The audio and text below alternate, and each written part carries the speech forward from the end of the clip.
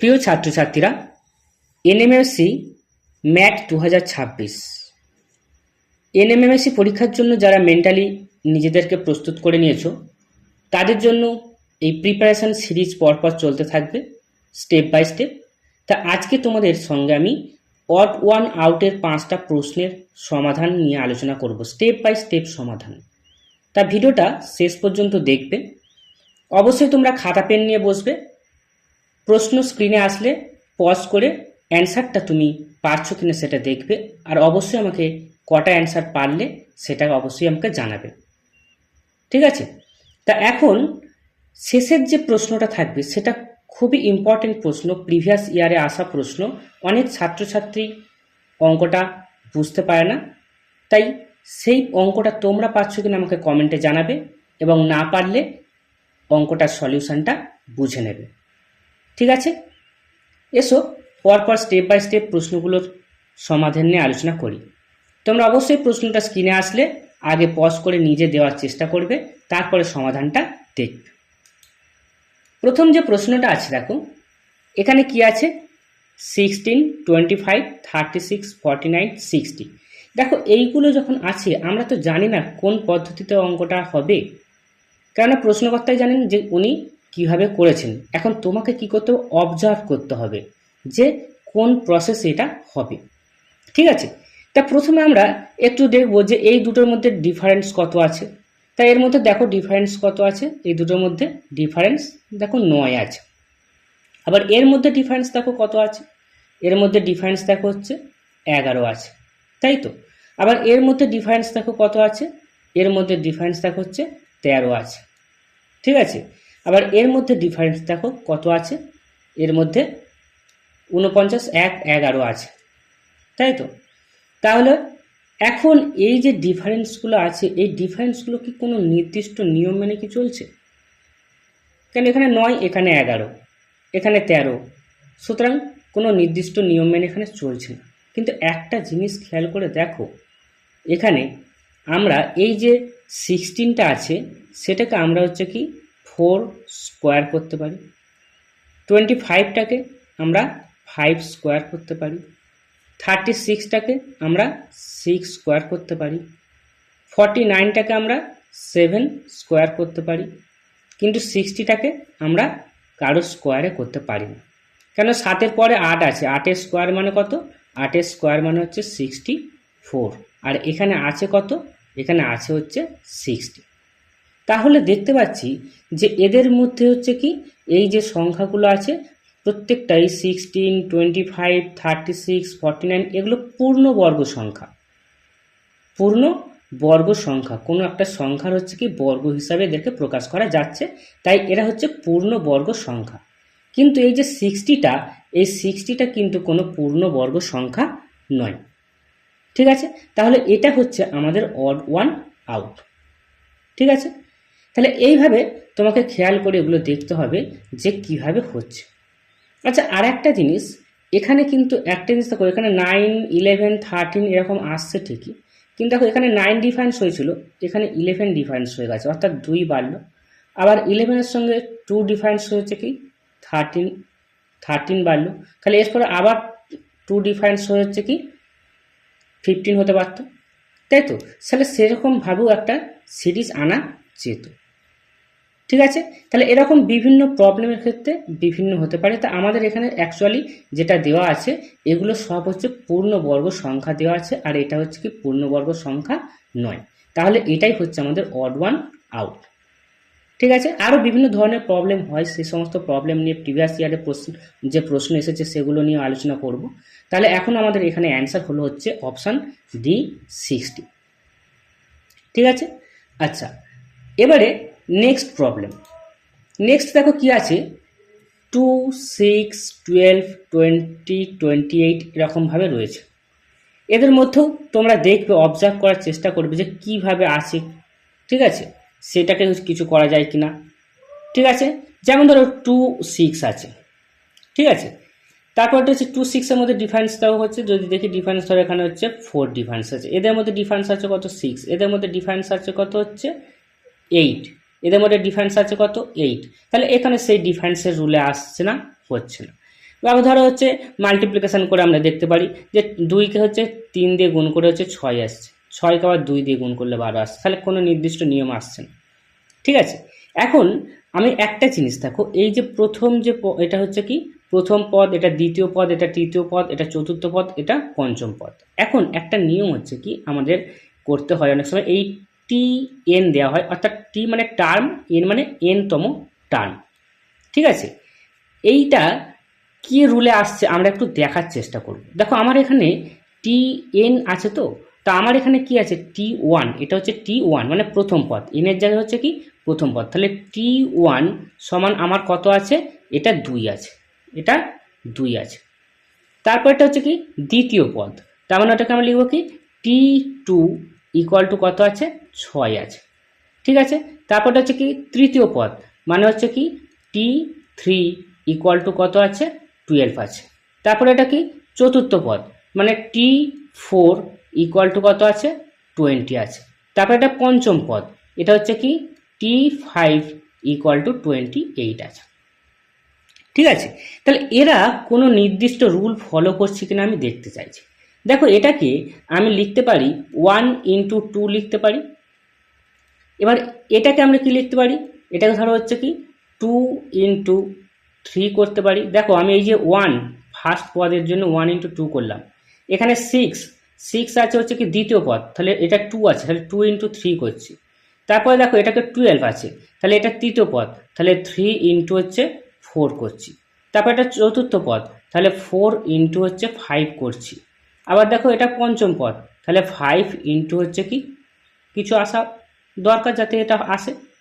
ঠিক আছে, তাহলে সেরকমভাবে কিন্তু আসছে না, সেরকমভাবে আসছে না। দেখো প্রথম দ্বিতীয় তৃতীয় চতুর্থ পঞ্চম আসছে, তারপরে দেখো এর সঙ্গে কি হচ্ছে একের সঙ্গে 1 যোগ করে 2 হলো, তাহলে 2 দিয়ে গুণ করে আমি পেলাম।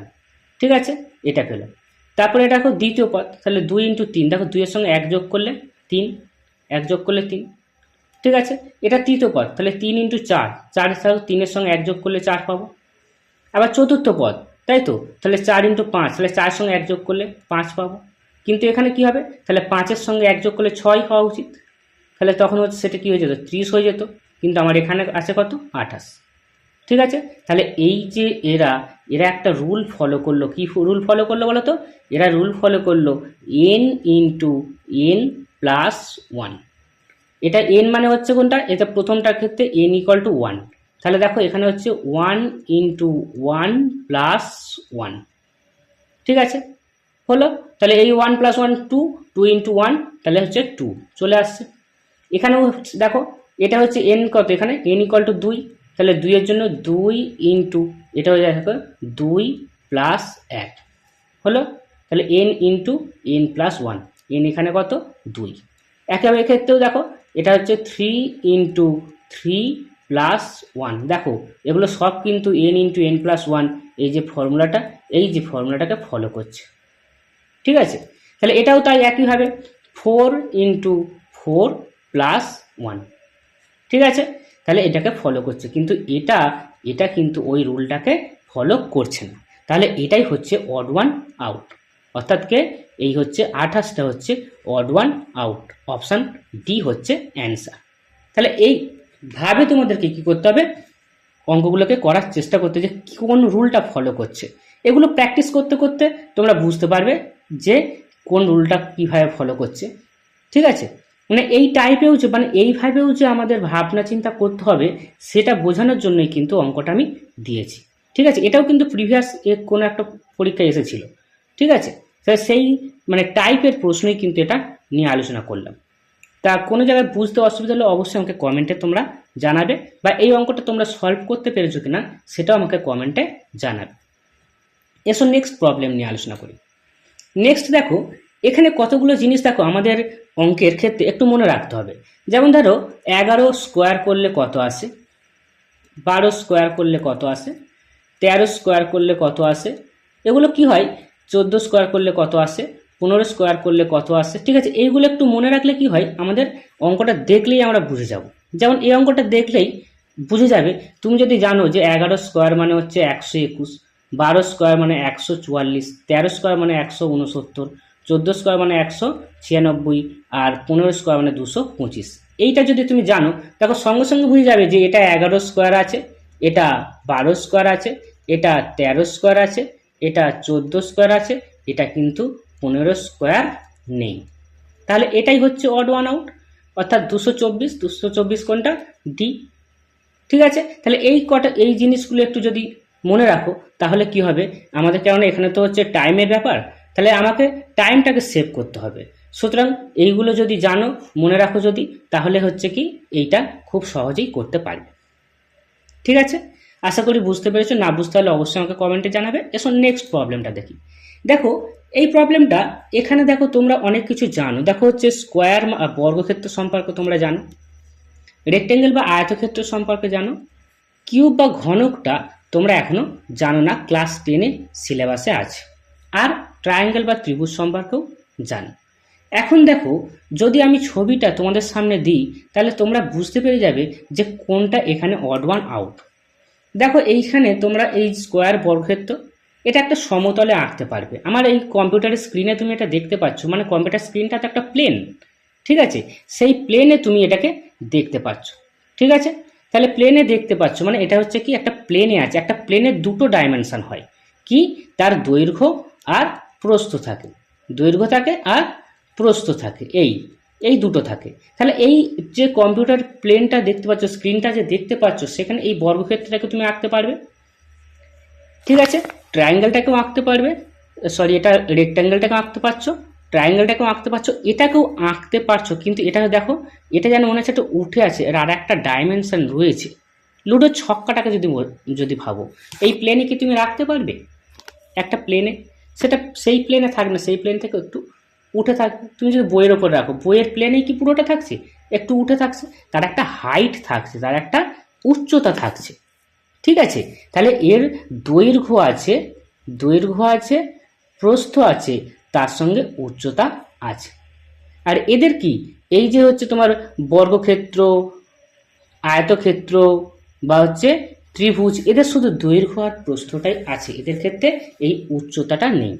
তাহলে এগুলো হচ্ছে যাদের ক্ষেত্রে দৈর্ঘ্য আর প্রস্থ থাকছে তারা হচ্ছে 2D বা দ্বিমাত্রিক, 2 ডাইমেনশন। ঠিক আছে, তাহলে এখানে এরা হচ্ছে কি এ বি আর ডি যে অপশনগুলো আছে সব হচ্ছে কি 2D, 2 ডাইমেনশন, অর্থাৎ দৈর্ঘ্য আর প্রস্থ আছে। কিন্তু এটা হচ্ছে 3D অর্থাৎ 3 ডাইমেনশন বা ত্রিমাত্রিক, এর দৈর্ঘ্য প্রস্থ উচ্চতা আছে। ঠিক আছে, তাহলে ক্লিয়ার হয়ে গেল যে এই কিউবটাই হচ্ছে তোমার অড ওয়ান আউট। ঠিক আছে, তাহলে সেটা কি, অপশান সি। এসো নেক্সট যে প্রবলেমটা, সেই নেক্সট প্রবলেমটা অনেকটাই তোমাদের 8-এর সিলেবাসের মধ্যে নেই। ঠিক আছে, বা একটু ছবিটা দেখলেই তোমরা ক্লিয়ার হয়ে যাবে। নেক্সট প্রবলেমটা দেখো, এখানে কি কি আছে, এখানে 4টে জিনিস আছে, সার্কেল, স্ফিয়ার অর্থাৎ বৃত্ত, গোলক, প্রিজম আর পিরামিড। এখন বৃত্ত সম্পর্কে তোমরা জানো, তাই তো, কিন্তু এই স্ফিয়ার, প্রিজম আর পিরামিড এই সম্পর্কে জানো না। এসো আমি একটা ছবি একটু দেওয়ার চেষ্টা করেছি। এখানে দেখো, এইখানে এই যে দেখো, এটা হচ্ছে বৃত্ত। বৃত্তটা কি, বৃত্ত একটা হচ্ছে দ্বিমাত্রিক বা 2D। ঠিক আছে, স্ফিয়ারটা কি, স্ফিয়ারটা তোমরা ফুটবল দেখেছো, গোলক দেখেছো, তাহলে সেইটা কি, সেটা নিশ্চয়ই 3D, 2D নয়, তার উচ্চতা আছে। আর এটা হচ্ছে ধরো প্রিজম, প্রিজমটাও 3D। তোমরা তাঁবু দেখেছো, তাঁবুর ক্ষেত্রে কি হয়, ধরো এরকম হচ্ছে কি তাঁবু খাটানো হচ্ছে, ধরো এটা প্লেনের মধ্যে, ঠিক আছে, ধরো তাঁবু খাটানো হচ্ছে।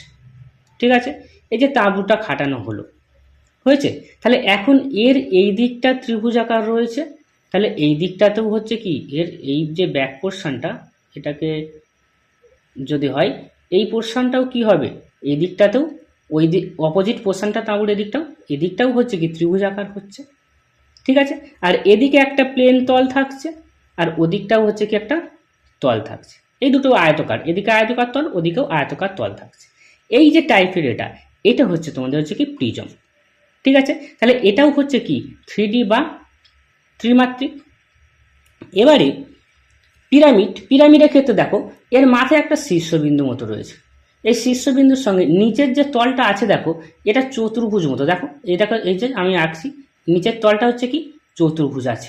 ঠিক আছে, একটা চতুর্ভুজ হতে পারে, ত্রিভুজ হতে পারে, সেটা বিভিন্ন আছে। তা পিরামিডের হচ্ছে যখন ডিটেলসে যদি আমার কাছে ভিডিও চাও তাহলে বলবে, তাহলে পিরামিডে আরও কীভাবে মানে কত রকমের পিরামিড হয় সেটা নিয়ে আলোচনা করব। তা এখন এখানে যে ছবিটা দিয়েছি দেখো, এই নিচেরটা কি একটা একটা চতুর্ভুজ আছে। তাই চতুর্ভুজ এই শীর্ষবিন্দুটার সঙ্গে কি করা হয়েছে, ওই চতুর্ভুজের চারটে যে শীর্ষবিন্দু সেগুলোকে যোগ করা হয়েছে। দেখো এইটার সঙ্গে যোগ করা হয়েছে এইটা, এটার সঙ্গে যোগ করা হয়েছে এটা, এটার সঙ্গে যোগ করা হয়েছে এটা, আর পিছন দিকে যেটা আছে তার সঙ্গে যোগ করা হয়েছে এই শীর্ষবিন্দুটার সঙ্গে হচ্ছে যোগ করা হয়েছে। ঠিক আছে, তাহলে এই যে টাইপের ছবিটা এটা হচ্ছে পিরামিড। এবার এই নিচে দেখবে, নিচেরটা যদি হচ্ছে যেহেতু চতুর্ভুজ আছে তাহলে চারদিকে চারটে তল পাবে। এই সাইডে দেখো একটা তল পাচ্ছ, এদিকে একটা হচ্ছে তল পাচ্ছ, ওইদিকে একটা সাইডে তল পাবে, আর এই সাইডটা একটা তল পাবে। ঠিক আছে, এই হচ্ছে পিরামিড। তাহলে পিরামিডটাও হচ্ছে কি একটা 3 ডাইমেনশন বা ত্রিমাত্রিক ছবি আসছে। তাহলে এখান থেকে হচ্ছে কি দেখতে পেলে যে পিরামিডটা সে হচ্ছে 3D, প্রিজমটা 3D, স্ফিয়ারটা 3D, সার্কেলটা শুধু হচ্ছে 2D। তাহলে এটাই হচ্ছে অড ওয়ান আউট। তাহলে অড ওয়ান আউট কি আছে, এ অপশন, এটা অড ওয়ান আউট আছে। ঠিক আছে, তাহলে এইভাবে তোমাদেরকে কি করতে হবে, ভাবতে হবে, এবং সেই জন্য অনেক ধরনের প্রশ্নের সমাধান তোমাদের করতে হবে, যাতে পরীক্ষায় খুব সহজে খুব তাড়াতাড়ি তোমরা কোন টাইপের মানে প্রশ্ন এসেছে, প্রশ্নটা কীভাবে সলভ করতে হবে সেই রুলটা যাতে তাড়াতাড়ি তোমরা আবিষ্কার করতে পারো। ঠিক আছে, যত সলভ করবে তত তোমাদের মধ্যে কনসেপ্টটা ক্লিয়ার হবে। ঠিক আছে, সেই জন্য চ্যানেলটাকে সাবস্ক্রাইব করে রাখো, এবং এই যে আমি যেগুলো প্র্যাকটিস সেটগুলো দেবো সেগুলোকে করবে, যা ভিডিও টিউটোরিয়ালগুলো দেবো সেগুলোকে দেখবে। যে কোনো অসুবিধা হলে অবশ্যই আমাকে কমেন্টে জানাবে, তোমাদের যেটা অসুবিধা হবে সেটা নিয়ে আমি ভিডিও দেব। আশা করছি তোমাদের প্রবলেম সলভ হয়ে যায়। তা ভিডিওটা ভালো লাগলে অবশ্যই লাইক, শেয়ার ও কমেন্ট করবে এবং বন্ধুদের সঙ্গে শেয়ার করবে। Thank you.